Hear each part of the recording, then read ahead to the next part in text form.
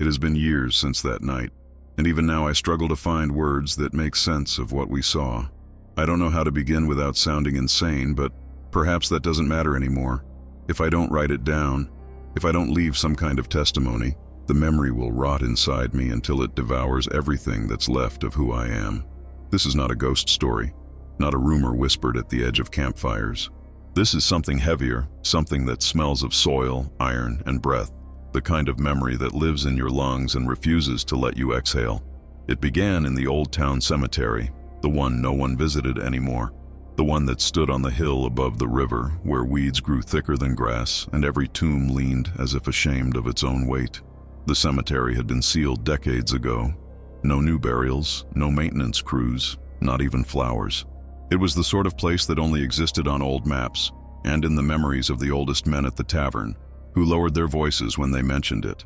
The town council had finally decided to fund a restoration project, more for tourism than reverence. They wanted to open a path, clean a few gravestones, and make it safe for heritage walks. I was a graduate student in history then, broke and desperate for work, and when the offer came to join the preservation team, I didn't think twice. There were 4 of us that autumn afternoon: me, Claire, Daniel, and Mr. Grant, a local caretaker who claimed to have worked in half the cemeteries in the county. Claire was sharp-eyed, always cautious, the type who carried notebooks full of sketches and marginalia about the smallest details. Daniel was her opposite, bold, reckless, the kind of man who thought rules were challenges written for other people. And Mr. Grant, in his 60s, seemed uninterested in archaeology and more in finishing his work before sundown. His hands were thick and leathery, his eyes always wandering beyond us, as if expecting something to happen among the crooked stones. The first hours were mundane. We mapped a row of gravestones, brushed moss from carved dates, recorded inscriptions half erased by time. The sun was low, the air smelled of wet leaves, and every gust of wind rattled the metal gate at the entrance. I remember feeling cold even with gloves on, not because of the weather, but because of the stillness. Cemeteries usually carry silence like a blanket, but this one felt different, less like silence, more like holding its breath. Near the northern wall, half hidden under brambles, we found it, a grave unlike the others. The stone slab covering it was smoother, darker, and had no inscription. No name, no date, no cross, just a rectangular block sunk into the earth as if it had been dropped there to keep something inside. Claire muttered immediately that we should leave it. Daniel laughed and kicked at the weeds, calling it the jackpot. Mr. Grant said nothing. He only tightened his jaw and looked away. I should have listened to Claire.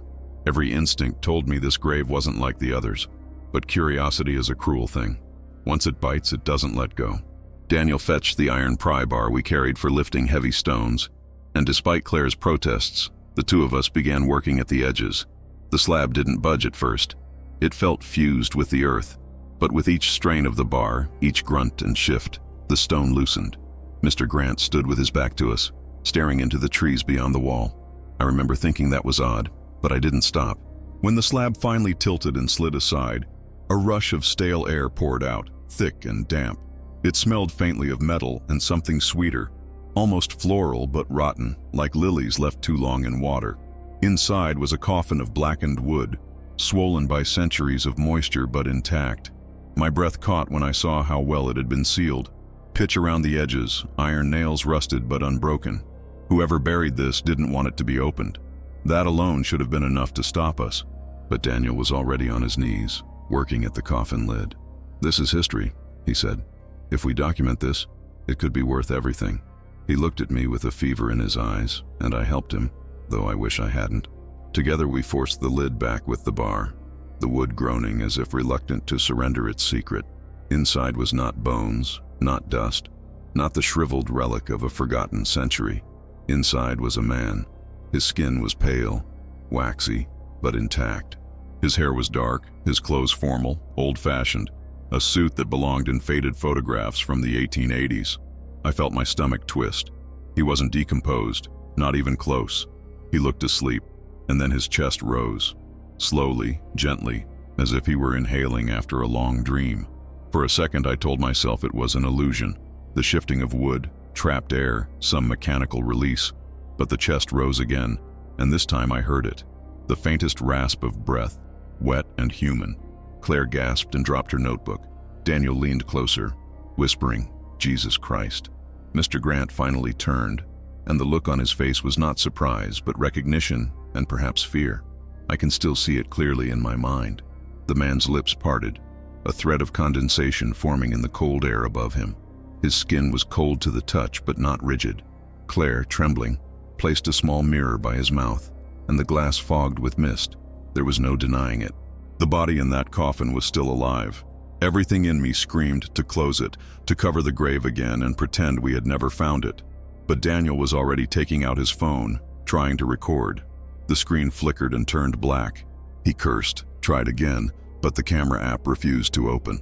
I pulled out mine, but the battery had died, though it had been at 60% minutes earlier. Claire's phone failed too. Only static-filled black images remained. The man's eyes moved beneath his lids. I know what I saw. His fingers twitched against the coffin lining, stiff but deliberate. Claire backed away, shaking her head, repeating, "No, no, no."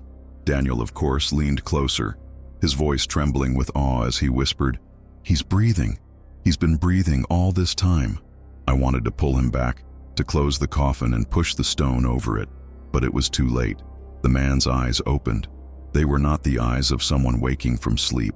They were old, impossibly old, a pale, almost milky gray that seemed to see past us, through us. His lips moved, forming a shape, and though no sound came at first, I swear I felt the word vibrate in the air between us. A whisper, broken and ancient, too faint to understand, but heavy with intent. The cemetery around us seemed to tighten, the air pressing against my lungs, and I realized then that it wasn't the place that had been holding its breath. It was him, and we had just let him exhale. The moment his eyes opened, time itself seemed to split in two, before that breath and after. I remember the sound of Claire's sharp inhale, almost a scream, but muffled by disbelief. Daniel leaned so close over the coffin I thought the man would grab him by the throat. His lips moved again, more deliberate this time, though the words were brittle and jagged, like stones scraping against one another. I couldn't understand them, but the sound was human, undeniably human. My rational mind clawed at excuses, air pressure, muscle contractions, the final spasms of a nervous system. But my gut knew better. No corpse twitches like that. No trick of gas fogs a mirror with mist. This man, buried in an unmarked grave for over a century, was alive. Claire tried to ground herself in logic, her voice trembling but forceful. "Check for vitals," she ordered, as though we were medical students in a lab. She pulled the mirror back, then pressed 2 fingers shakily against the man's neck. Nothing. No pulse. No steady rhythm. She shifted her hand to his wrist. Still nothing. "But he's breathing," she whispered, as if that detail alone broke every rule she had ever trusted. Daniel dismissed her hesitation. He placed his hand flat against the man's chest, and I saw his eyes widen. "It's rising and falling," he muttered. "Steady, slow, but steady." I forced myself to touch him too. His chest was cool, not warm, but firm, expanding slightly beneath my palm, then contracting. The skin was smooth yet clammy, like stone dampened by rain. I pulled my hand away quickly, repulsed, but the impression stayed burned into my nerves. That subtle movement meant life, or something pretending to be life. Grant finally spoke, his voice low, gravelly, almost drowned by the wind through the crooked iron gate. "You never should have opened it." He said it not as a warning, but as a statement of fact, like someone pointing out the tide had come in. His face had the look of a man resigned to consequences he had seen before. I turned to him, demanding answers, but his eyes never left the figure in the coffin. The man's lips kept moving. The syllables came fragmented, distorted by a throat unused for centuries. Claire leaned closer, frowning, then gasped. "It's Latin," she murmured, "or something close to it. Phrases mixed with words I don't recognize." She scribbled quickly in her notebook with a hand that could barely hold steady. "Listen, anima, somnus, custodia." It sounds like a prayer or a chant. Daniel snorted, not out of humor, but triumph. "Then this is proof," he said. "This is real history, a man preserved, alive, from the 19th century. This is going to change everything." He looked at me with fever in his eyes. The same fever I had seen when he first pressed the pry bar under the slab. But the air around us was thick, unnatural. The more the figure breathed, the more the cemetery seemed to vibrate with something unseen. The weeds trembled, though there was no breeze.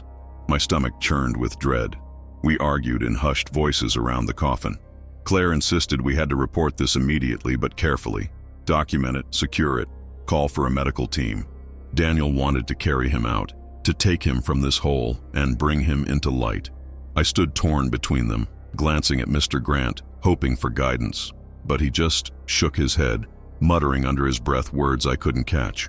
I pulled my phone again, desperate to capture what my eyes saw, but the screen stayed black, flickering as if frost had crystallized under the glass. Claire tried hers once more, but every photo she snapped returned only warped bands of gray. Daniel's phone recorded a single image, a smear of light with a distorted black shape at its center, as if the lens had recoiled from the truth. "It doesn't matter," he said. "We'll carry him out. Once he's seen in public, once doctors examine him, no one will deny it." Before I could argue, the man's eyes locked onto mine. Not at Daniel, not at Claire, but at me. They were milky, clouded with age, yet they burned with intent. His lips parted and a single breath escaped, audible, ragged. "Non apparir." The words were slurred, but clear enough. Claire froze, her pencil snapping in her hand. "He said, 'Don't open.'"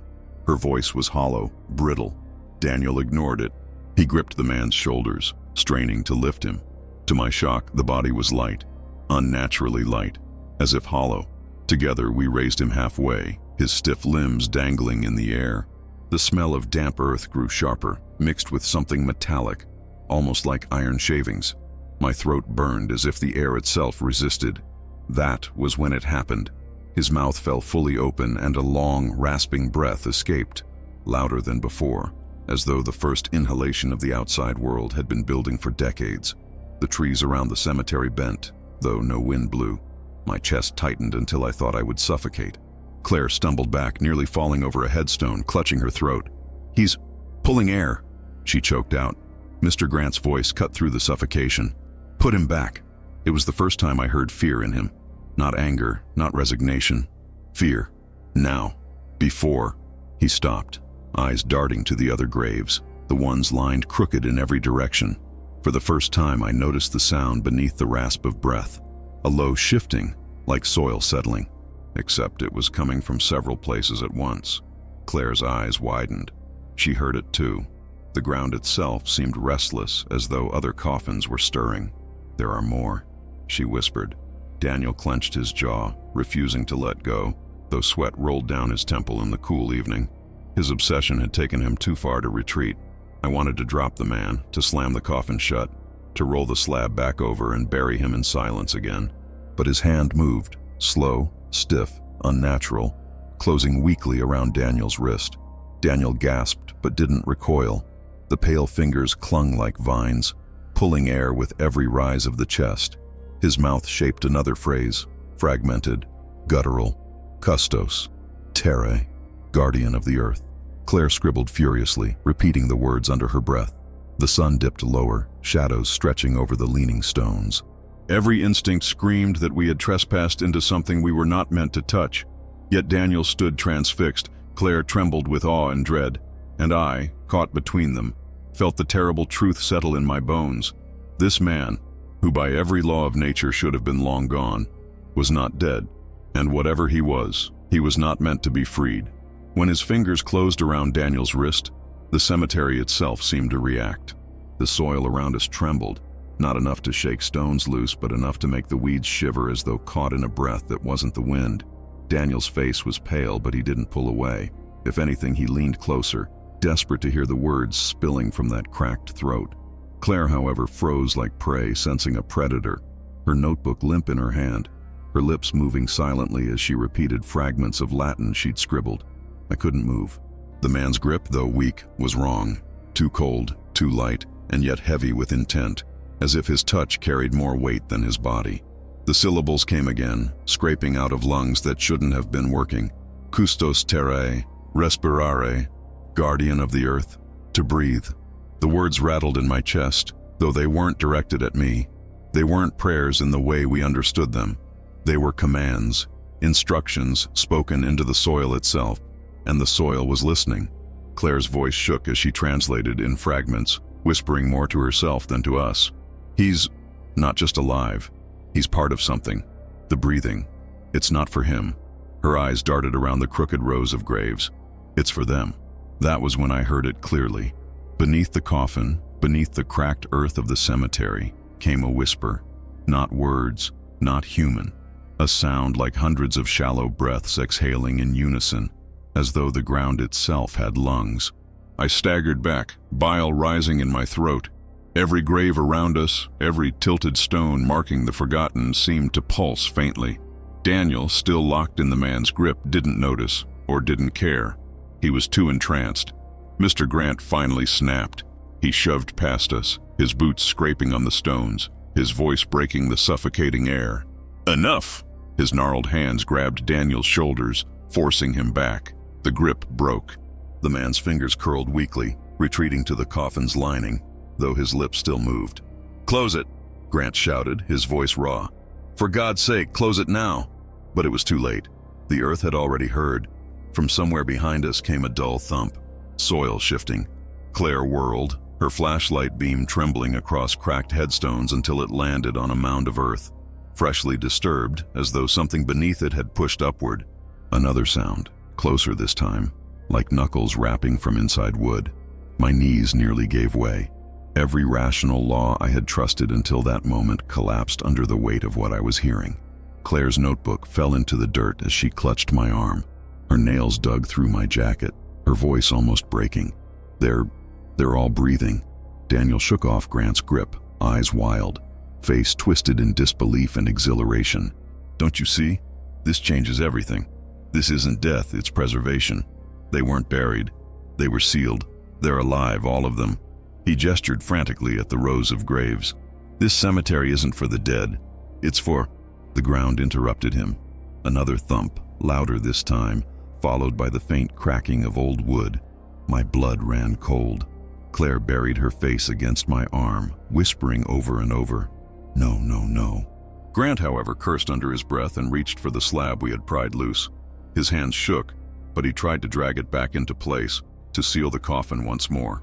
The man in the coffin resisted, not physically, but with his breath. Each rasping inhale grew deeper, fuller, and the air itself vibrated with it.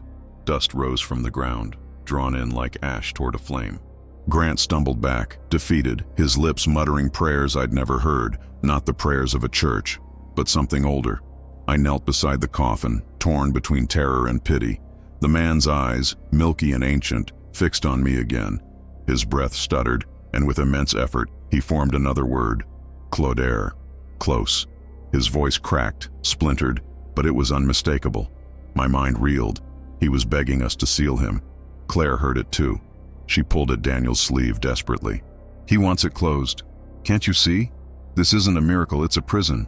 He's not supposed to be free." But Daniel wasn't listening. His obsession had swallowed reason whole. If one of them is alive, then all of them.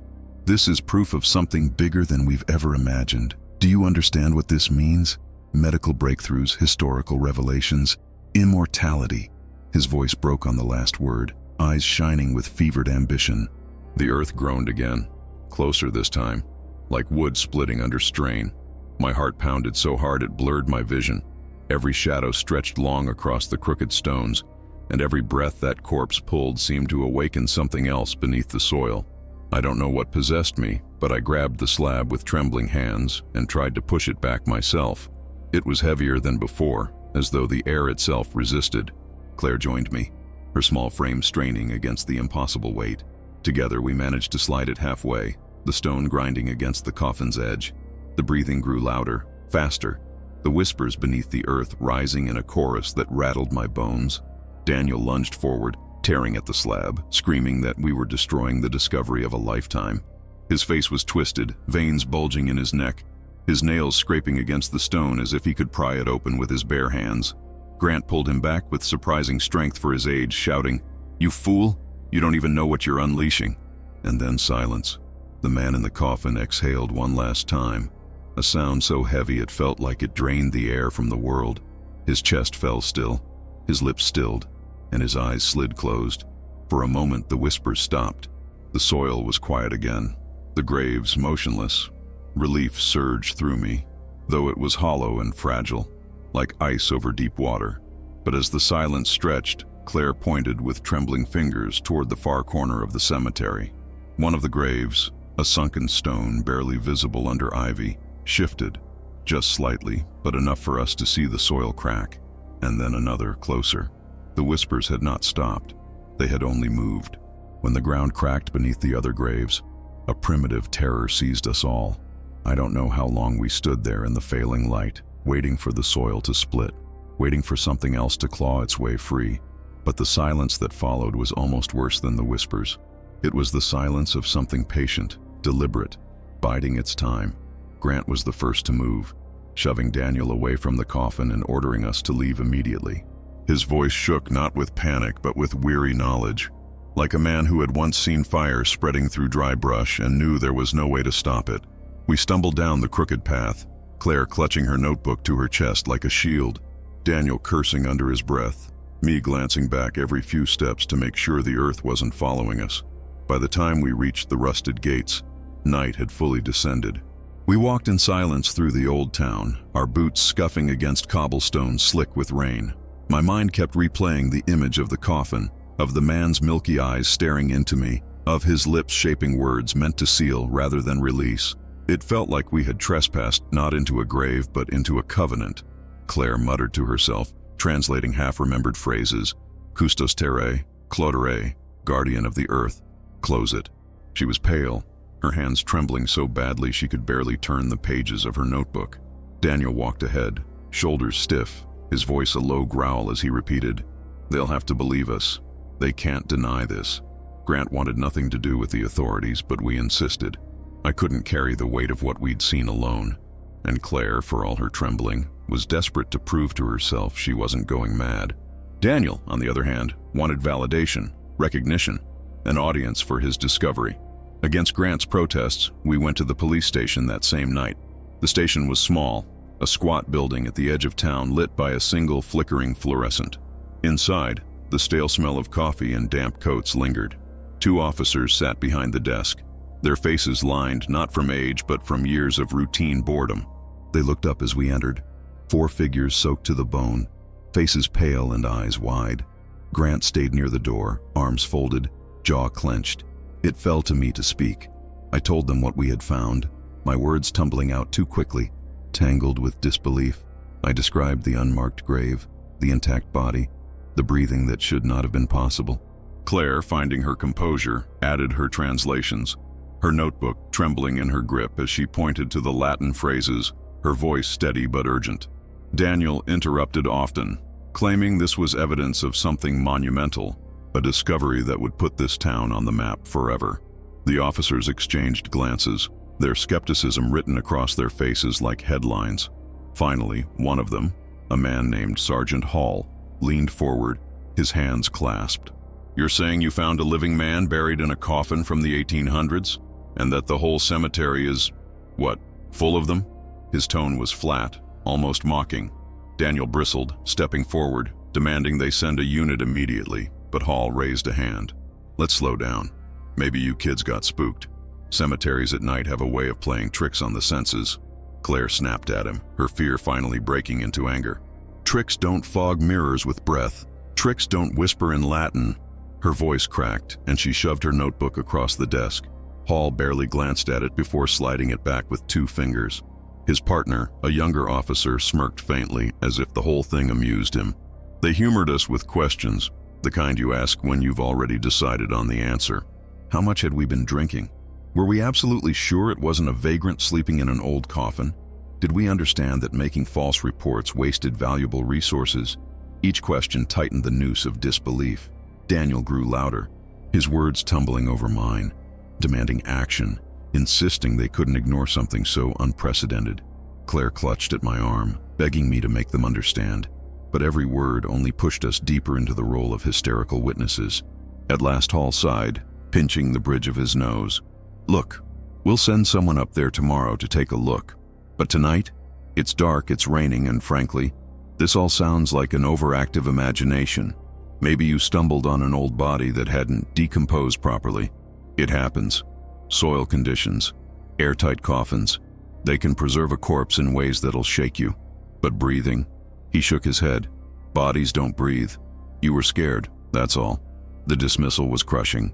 Daniel slammed his fist against the desk, shouting that we weren't liars, that history would prove us right.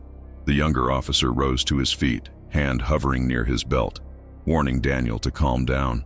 I pulled him back before it escalated. Claire's eyes filled with tears, not just from frustration, but from the terrible confirmation that we were alone with this knowledge.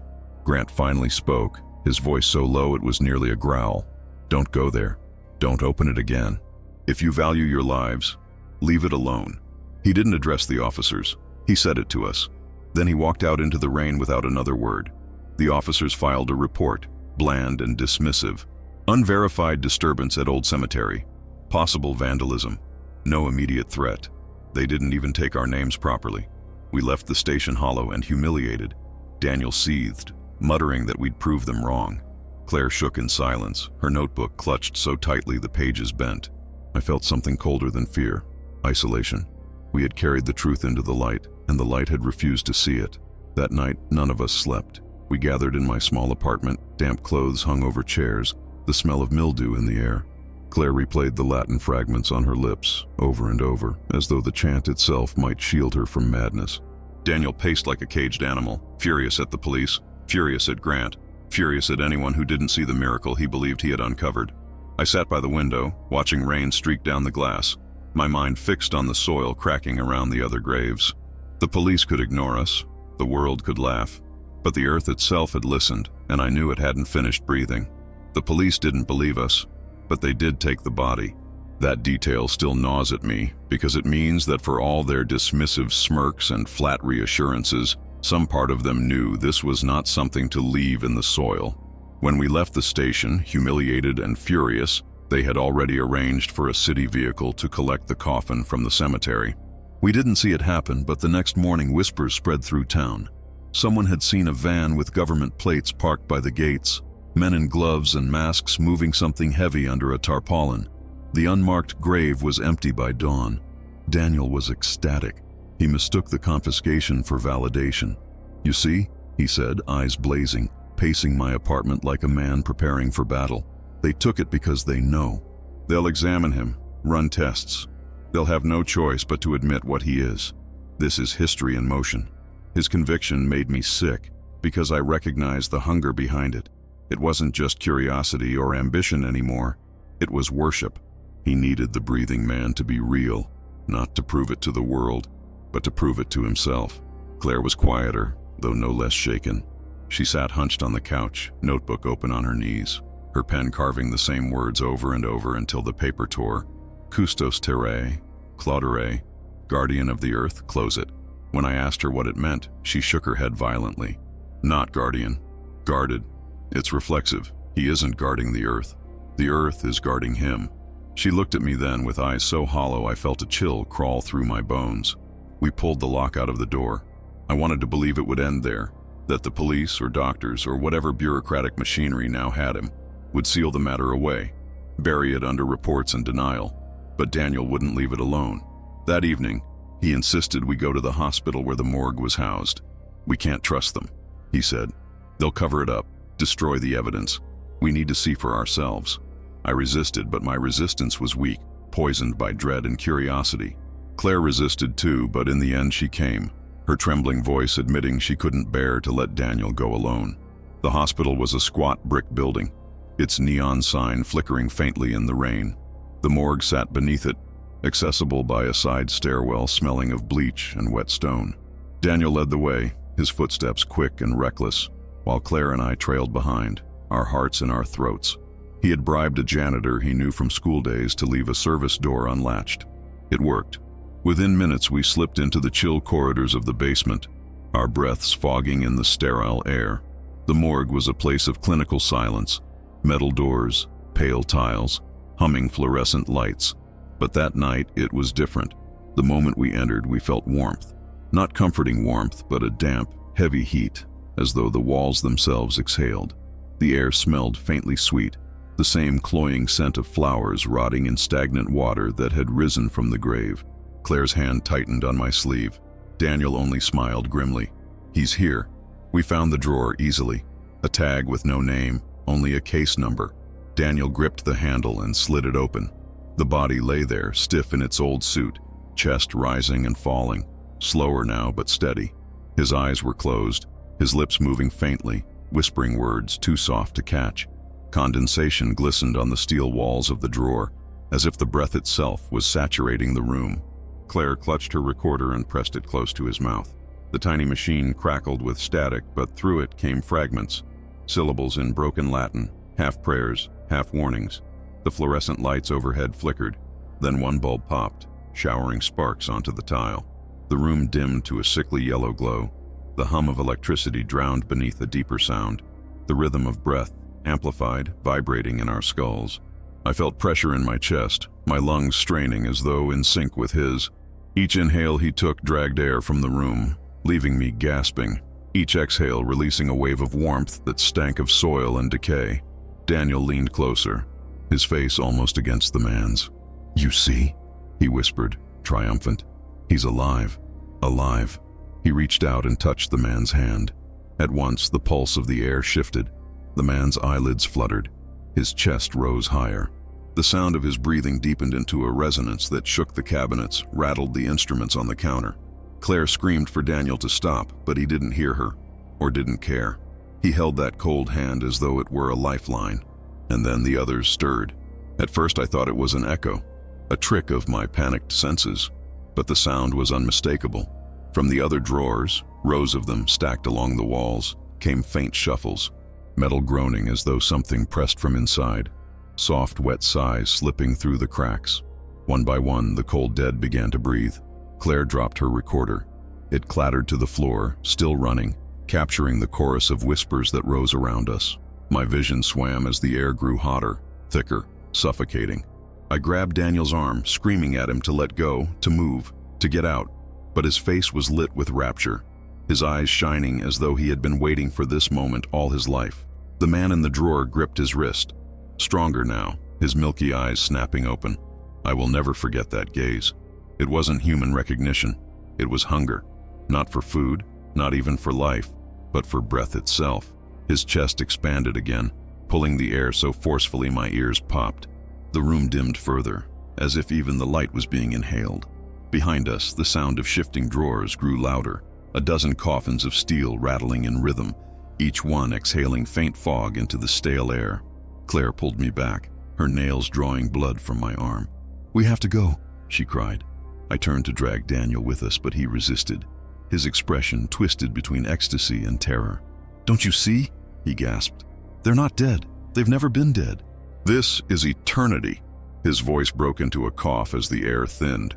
The last thing I remember before the lights went out completely was the sound of the recorder crackling, capturing a single word whispered not by one voice, but by many, layered, distorted, overlapping from every drawer in the room. Respirare, to breathe. When the emergency lights flickered on seconds later, the room was empty of sound. The drawers were closed. The breathing had stopped. Daniel was gone.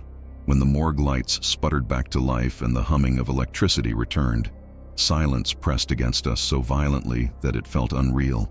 The drawers that had rattled were now shut, aligned in perfect rows, no trace of movement. The man's body was gone, and with it, Daniel. One moment he had been clutching that pale hand like a fanatic grasping salvation, and the next he had vanished into the suffocating dark, as if swallowed by the breath itself. Claire and I stood there paralyzed, unable to comprehend the stillness, unable to move our limbs as though the air around us had thickened into stone.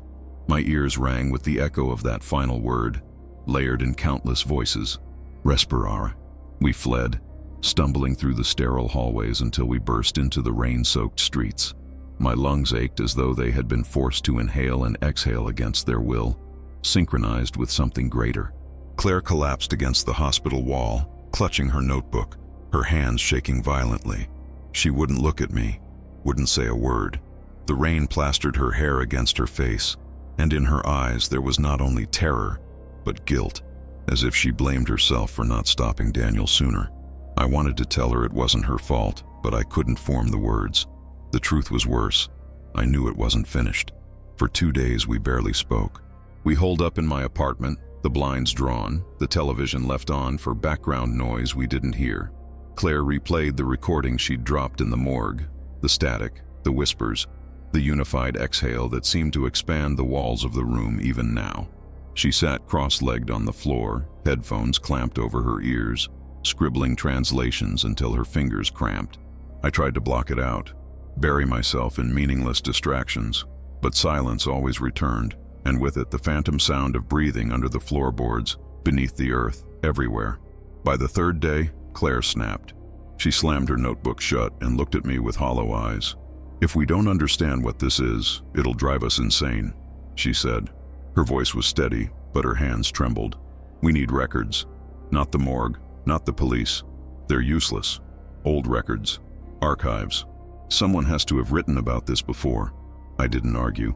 Part of me hoped she was right, that what we had witnessed wasn't unique, that there was an explanation buried somewhere in dusty files and forgotten books.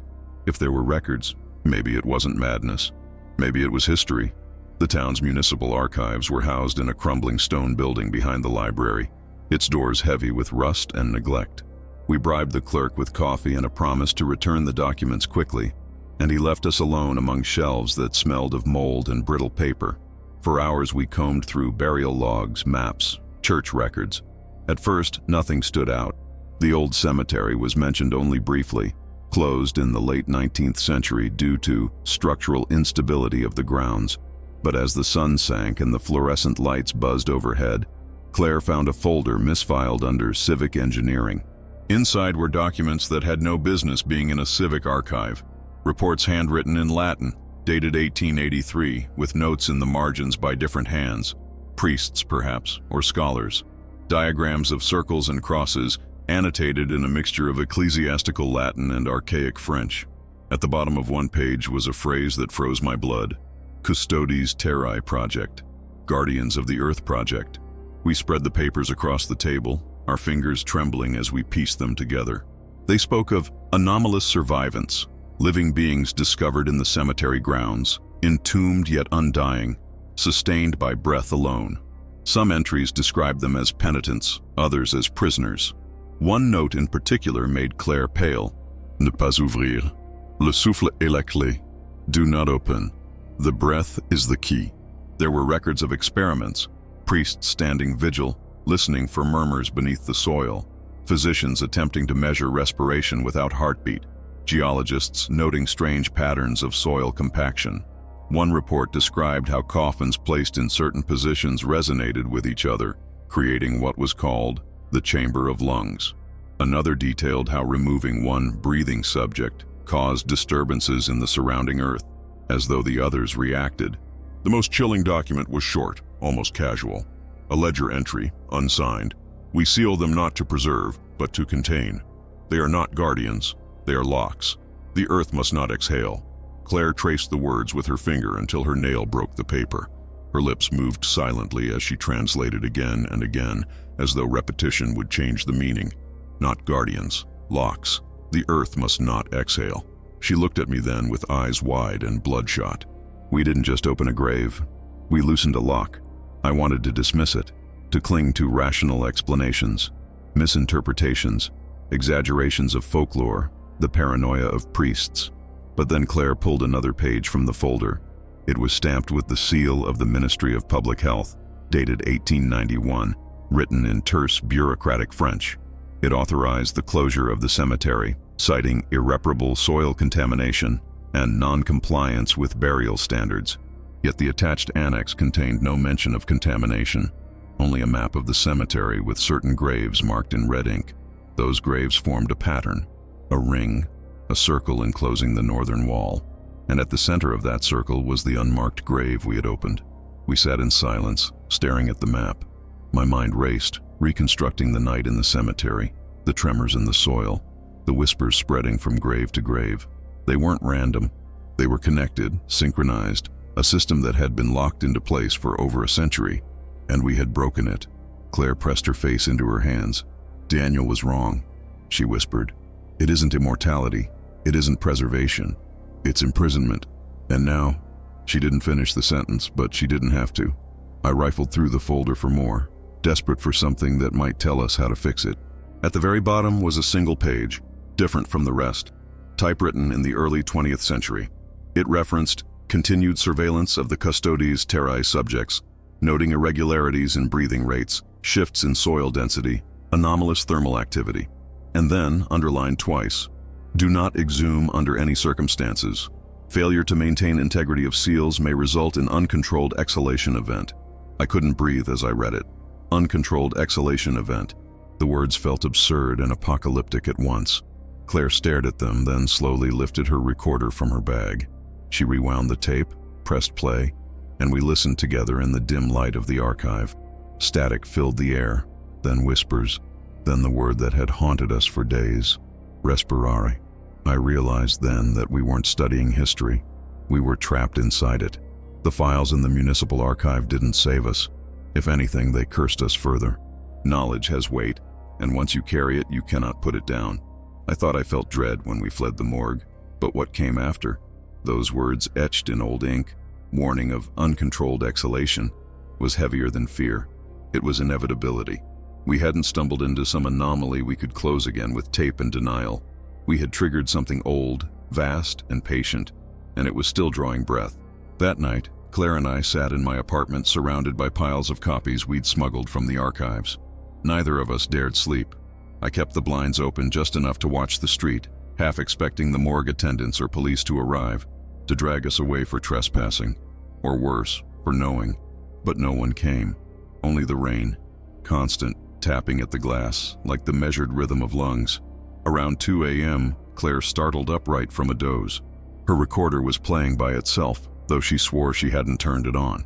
Static filled the air, but behind it a sound emerged, low and steady, breathing. Not replayed sound, not the morgue recording. This was live. The hairs on my arms lifted. Claire paled and whispered, "It's feeding." She grabbed the device and switched it off, but the sound lingered in the room, pulsing in the silence, like the resonance of a bell long after it struck. I wanted to tell her we were hallucinating, victims of exhaustion, of guilt, but my phone buzzed at that exact moment, and the denial died in my throat. It was a message from Daniel. Just 2 words. Still here. My stomach dropped. Claire covered her mouth, her eyes wide. She grabbed the phone from me, reading the message again and again as if it might change. "It can't be him," she whispered. "It took him." But when I opened the contact, it was his number. No tricks, no blocked ID. Before we could argue, another message arrived. "Come see." Attached was a photo. It showed the hospital morgue, unmistakable in its tiled sterility. The lights were dim, shadows long. In the center of the image was a figure lying on a gurney. At first glance, it was the breathing man in his antique suit. But as I squinted, I saw the difference. This figure was Daniel. His eyes were open, staring at the camera. His chest rose and fell, shallow, mechanical, in time with the flickering overhead bulbs. Claire dropped the phone as if it had burned her. I picked it up, heart hammering, and typed a reply with clumsy fingers. "Where are you?" The response was instant. "You know where. Hurry." I should have ignored it. Every instinct screamed not to go back, not to step once more into that place. But fear for Daniel, the real Daniel, the friend we had known before obsession consumed him, overpowered reason. What if he was alive? What if he was trapped, needing help? Claire protested, tears brimming, but in the end she followed. Neither of us could stomach leaving him to that fate. The hospital was darker this time, its corridors nearly deserted. Something was wrong the moment we entered. The lobby's air felt dense, like walking into a sealed room after too many had been breathing inside. Each inhale came slower, heavier. Claire clutched her crucifix necklace, muttering to herself in Latin, prayers she half remembered from school. I wished they gave me comfort. We descended into the basement, the stairwell echoing with each step. A red emergency light pulsed at the far end of the hall, though there was no alarm, no sign of fire. The morgue door was ajar.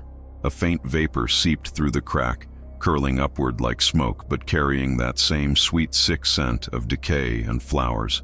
Inside, the drawers were open. Not all, but many. Steel trays pulled halfway, pale limbs visible under white sheets. The air shimmered as if warped by heat. Claire gagged, clutching her scarf to her face. Then I saw him. Daniel lay on a gurney in the center of the room, just like in the photo. His chest rose and fell with steady rhythm. Though his skin had taken on a gray pallor, his lips tinged blue. Tubes of condensation stretched from his mouth to the ceiling, thin, translucent threads of vapor that pulsed like veins. His eyes snapped to us as we entered, and he smiled. It wasn't his smile. "You came," he whispered. His voice was layered, doubled, as though something beneath him spoke in tandem. "I told you. It's not death. It's the breath between." Claire rushed forward despite my grip on her arm. "Daniel, get up! We can leave! We can fix this!" Her voice cracked with desperation. But Daniel only raised a trembling hand, and the drawers around us rattled. The bodies within shifted, sighing, their breath joining his in one terrible harmony. "They aren't prisoners," he said. "They're a choir, and I'm part of it now." He inhaled deeply, and every sheet in the room lifted slightly, as though the corpses beneath rose with his breath. The vapor threads above him thickened, writhing like roots through the ceiling tiles. Claire sobbed, shaking her head. "No, you're not them. You're still you." She reached for him, but I dragged her back. My instincts screamed that contact would be fatal, that whatever had claimed him was waiting for her skin against his. Daniel's eyes softened for just a moment, as if the man we knew flickered beneath the surface. "I can see it all," he said, almost tender. "The locks, the circles, the seal. You don't understand. We didn't break it. We released it because it wanted to be released, and now it's waking again." His voice deepened with those last words, becoming many voices at once, filling the chamber like a storm. The lights above us shattered, plunging the room into darkness except for the red glow of the emergency lamp. The air thickened, pressing into my lungs until I thought my ribs would crack. Around us, the dead exhaled in unison, a wave of hot, fetid air that nearly knocked us to the floor. Claire screamed as the recorder in her pocket activated on its own, its tiny screen glowing with a single word across it: "Respirare." I grabbed her hand and pulled her toward the door. Daniel didn't follow. He lay back on the gurney, eyes glowing faintly in the red light, chest rising higher and higher as though inhaling not just the room, but the world. His final words before we fled rang in my ears, carried by every voice in the room. "The second breath has begun." We stumbled into the night, gasping, coughing, desperate for air that no longer seemed to belong to us. The hospital behind us throbbed with unseen rhythm, its windows fogging as if the building itself were exhaling. I knew then that the priest's warnings hadn't been metaphor. The earth was waking, the locks were breaking, and Daniel, our Daniel, was no longer a man. He was its prophet. When we burst out of the hospital doors, the night air no longer felt clean. The rain that had once chilled me to the bone was gone, replaced by a suffocating humidity, thick as breath itself. The streetlights flickered with every inhale I took, as though the entire electrical grid now responded to lungs unseen. Claire stumbled against me, gasping, her recorder dangling from her pocket, still glowing with that one cursed word: "Respirare." We should have run far, abandoned the town, but there was nowhere to go. The air followed. Every corner, every alley, every open space pulsed with an invisible rhythm. It wasn't weather, it wasn't wind, it was respiration. Slow, heavy, patient. The town itself was breathing. We reached my apartment just before dawn, our clothes soaked with sweat, though the air outside was cool. Neither of us spoke. We simply collapsed onto the floor, clutching each other like children hiding from thunder. Sleep never came. How could it, when the walls themselves seemed to expand and contract with each exhale? At 6 a.m., the first sirens wailed. Not police, ambulances. They screamed through the streets one after another, and I ran to the window. What I saw made my stomach twist. Neighbors staggered from their homes, clutching their throats, their faces pale as wax. Some fell to the pavement, convulsing, while others leaned against lampposts, gulping air that no longer satisfied. Claire pulled the curtains shut. "It's starting," she whispered. Her hands trembled as she pulled her notebook onto her lap, flipping to the map we'd stolen from the archives, the one showing the ring of red-marked graves. Her finger tapped the center, the grave we had opened. The lock's broken, the seal's unraveling, it's spreading outward. I wanted to deny it, but outside, the evidence screamed otherwise. The town was suffocating. By noon, the local radio station broadcast an emergency alert. Claire and I sat hunched by the radio, listening to the voice of a trembling anchor. Residents are advised to remain indoors. Unidentified atmospheric conditions are causing widespread respiratory distress. Avoid unnecessary exertion. Emergency medical teams are responding. But it wasn't atmospheric, it was the exhalation. I checked my phone. Dozens of missed calls from friends, co-workers, my mother. I couldn't answer. What could I possibly say? Yes, stay indoors. No, it won't matter. The town itself has lungs now. By late afternoon, the streets were chaos. I ventured briefly outside to gather supplies from a corner store, Claire begging me not to. The air was thicker now, visible as faint mist rolling along the pavement. Every breath burned my chest. Inside the store, people clawed at bottled water, inhalers, oxygen tanks, anything that promised relief. The clerk lay slumped behind the counter, his chest barely rising, his lips purple.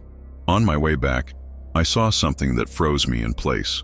At the hospital entrance, the windows fogged over as though a giant pressed its mouth against the glass.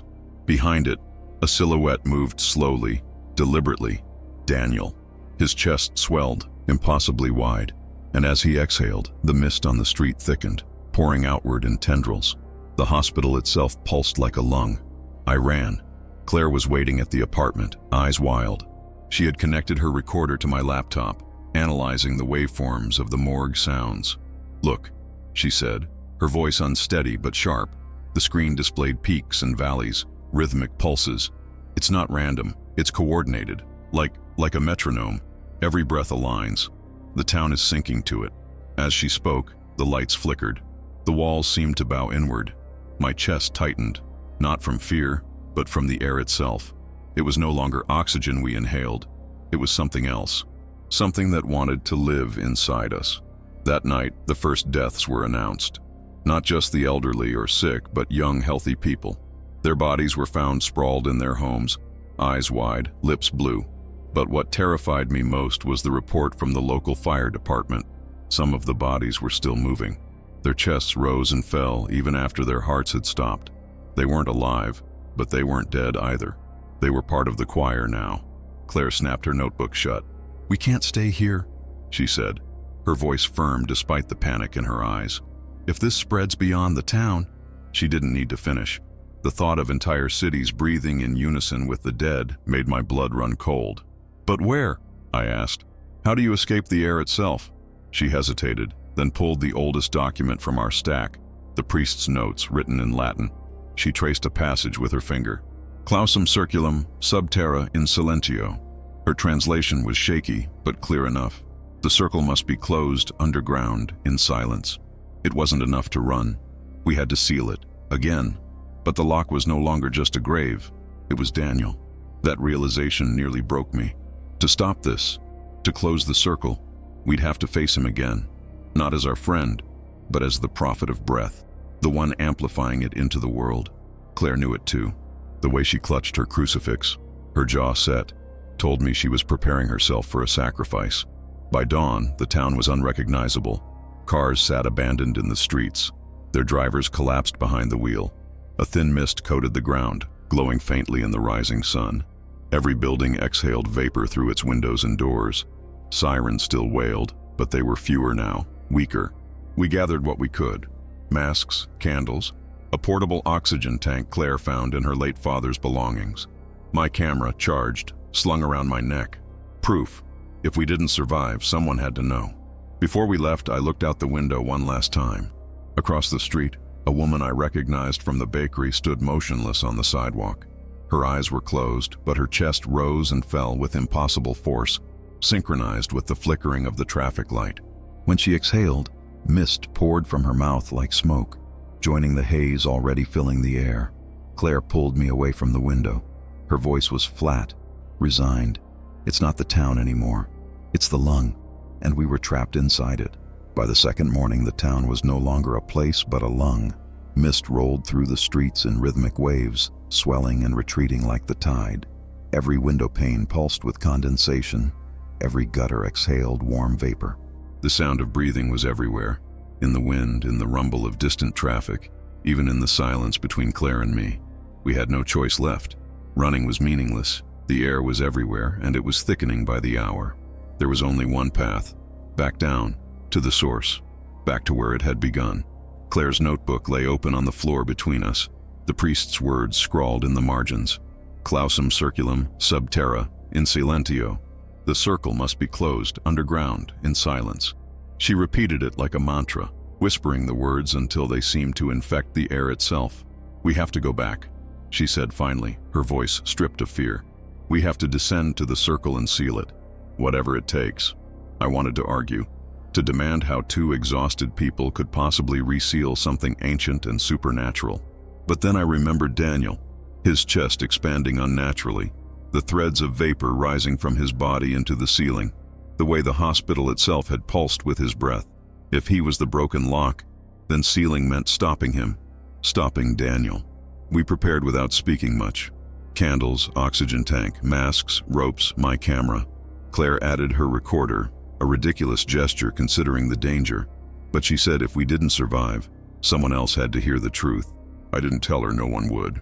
Once the town suffocated, there would be no one left to play it back. The cemetery greeted us like an open wound. The gates hung crooked, their iron bars wet with condensation. The mist was thicker here, almost tangible, flowing from the ground itself as though the soil exhaled in time with the world beneath. Claire pressed the crucifix to her lips, then clipped her recorder to her jacket. "Ready?" she asked. "No," I admitted. "But go." We moved quickly, retracing the path we had taken that first night. The unmarked grave was easy to find, though now it was no longer a simple mound of earth. The ground had split open around it, cracks spreading like veins through the soil, releasing long, steady breaths of vapor. The grass had blackened, curling inward like it had been singed. Claire knelt and ran her hands along the edges of the fissure. "This isn't just one grave anymore," she said. "It's the whole circle." And she was right. The cracks radiated outward in a ring, aligning with the red markings from the archive map. The entire cemetery was the seal, and it was failing. We lit our candles, strapped on our masks, and descended into the earth. The fissure widened as we moved, as though it welcomed us, pulling us downward into a tunnel that had never been there before. The walls were damp stone, slick with condensation, pulsing faintly like flesh. The deeper we went, the louder the sound of breathing became. Not echoing, not distant, but surrounding us, inside us. My lungs began to sync with it despite myself, every inhale and exhale matching the rhythm of the earth. The tunnel led us to a chamber. At first I thought it was natural rock, but as my candlelight spread, I saw the truth. Coffins, dozens of them. They lined the walls, stacked atop each other in rings, each sealed with iron bands corroded by time. The lids rose and fell ever so slightly, as though the dead within were still inhaling. Their collective respiration formed a terrible harmony, like the low drone of an organ. Claire whispered, "The chamber of lungs." I couldn't move. My eyes were locked on the center of the room. There, upon a slab of black stone, lay Daniel, not in a coffin, not restrained. He was waiting. His chest swelled with each breath, and the mist streaming from his mouth joined the vapor rising from the coffins. The lock had been broken, but now the system was reconfiguring around him, drawing power through him. His eyes opened, glowing faintly in the candlelight. He smiled, not with malice, but with serenity. "I knew you would come," he said. His voice wasn't layered this time. It was singular, calm, terrifying in its clarity. "You've heard it now, haven't you? You've felt it, the world breathing. It isn't death. It isn't life. It's what comes between." Claire stepped forward, clutching the crucifix so tightly her knuckles bled. "You're not part of it, Daniel. You're its prisoner. We can end this." His expression softened, almost pitying. "You still think in terms of ending. There's no end. Only respiration. Inhale, exhale, lock, release. You can't stop it. You can only choose which side of the breath you live on." The coffins around us shuddered. The lids rattled, releasing puffs of mist. A low moan filled the chamber, dozens of voices exhaling in unison. I realized then that we were standing inside the circle itself. Every body here was part of the seal. Daniel was the breach, the open valve. To close it meant stopping him, forever. Claire turned to me, tears streaming down her face. "We have to silence him. That's what it means. In silentio. We have to cut off the breath." I understood. Silence was the only way to end the cycle. Not words, not chants, Not more locks. Silence. My hand went to the rope in my bag, Claire's to the oxygen tank. Neither of us spoke. We knew what had to be done. Daniel rose from the slab, his movements slow, deliberate. Mist trailed from his body like smoke. "You can't silence the air," he whispered, taking a step toward us. "You breathe it. You are it.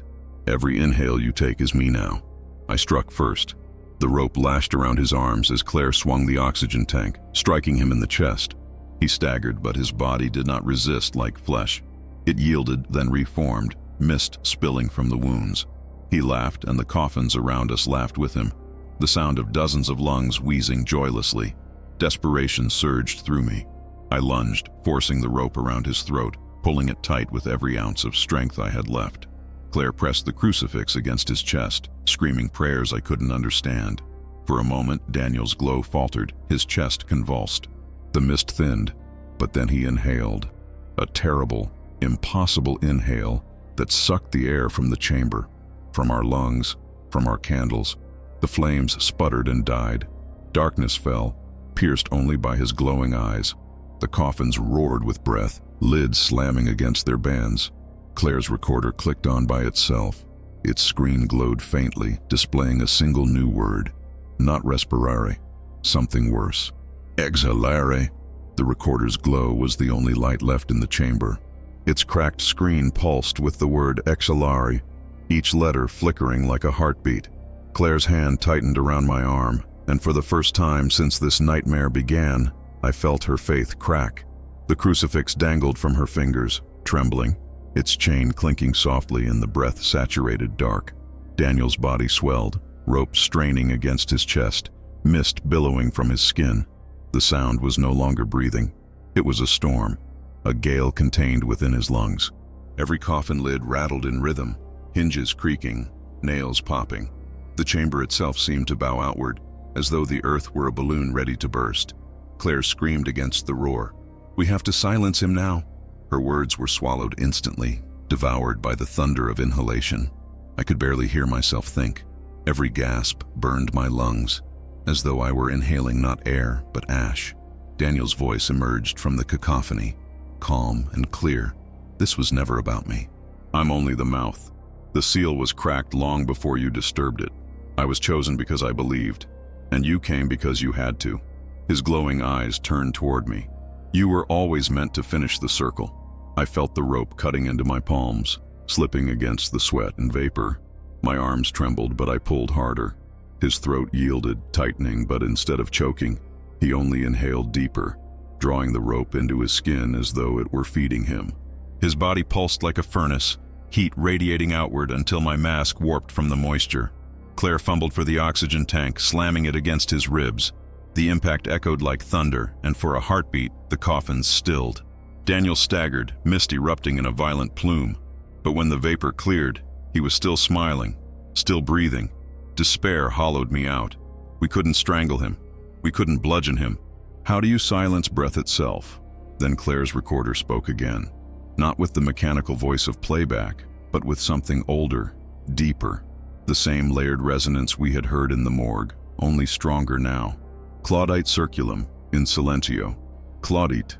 The coffins moaned in response, their lids straining as skeletal fists pressed against them from within. The circle wanted closure. The ritual demanded it, and I finally understood. Silence wasn't metaphorical. It was literal. The breath couldn't be fought. It had to be stolen. Daniel had to be deprived of the very air he carried. "Claire!" I shouted. My throat tore against the effort. "The tank! Give it to me!" She hesitated, then thrust the oxygen cylinder into my hands. Together, we forced Daniel back onto the slab, his body writhing with unnatural elasticity.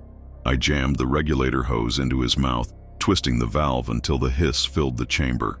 But instead of feeding him, I reversed it, bleeding the tank empty into the air while forcing the mask tight against his face. His inhale found nothing. No air, no vapor, just void. For the first time, Daniel's body convulsed. His eyes widened, the glow sputtering. The coffins around us shrieked, rattling so violently that splinters and nails shot across the chamber. The mist thinned, sucked back toward his body in desperate streams.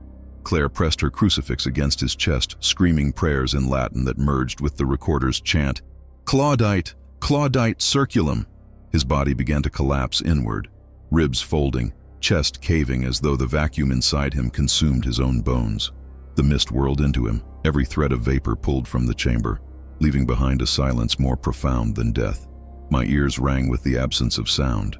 My lungs clawed for air, but the air itself seemed to have ceased to exist.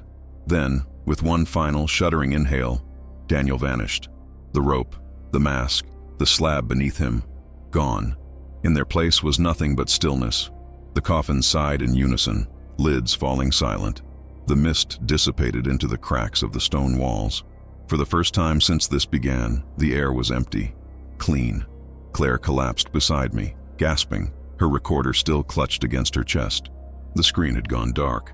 No words, no pulses, just silence. We stumbled upward through the fissure, half dragging each other until we broke into the cemetery.